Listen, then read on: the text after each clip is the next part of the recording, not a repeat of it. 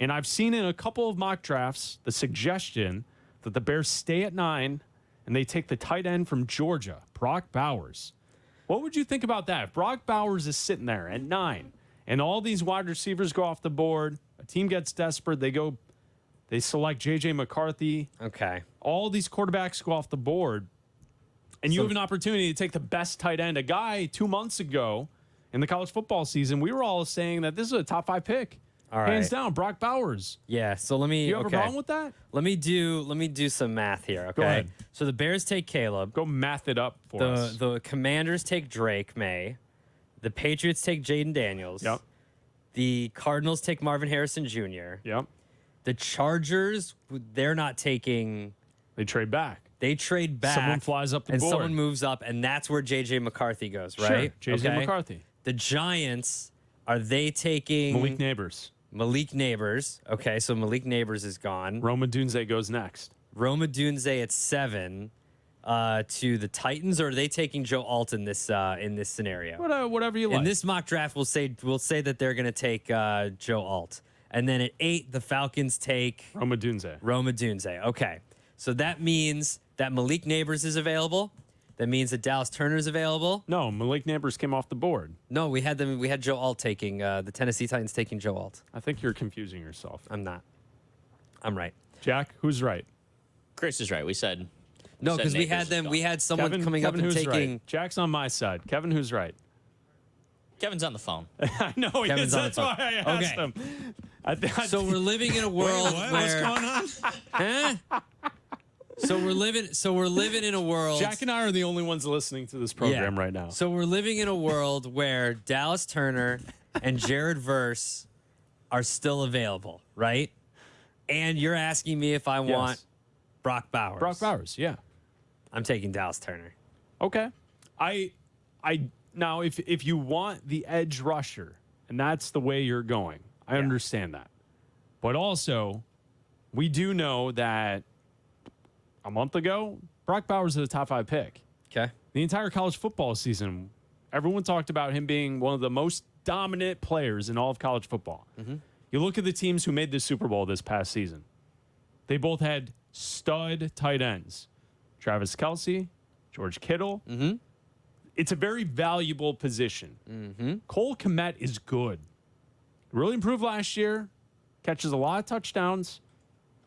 I don't think there's a problem in having too many good tight ends, especially game-changing tight ends. If Brock Bowers is a guy that's expected to be like Kittle, like Kelce, and you have a quarterback who's compared to be the next Mahomes, wouldn't you like to pair that quarterback with a guy who could possibly have the potential of a player like Travis Kelce at the tight end position who creates mismatches on the linebackers and the corners, and he's a guy that could be over the middle and be a safety valve in tight spots where you need to move the chains or you're down the red zone?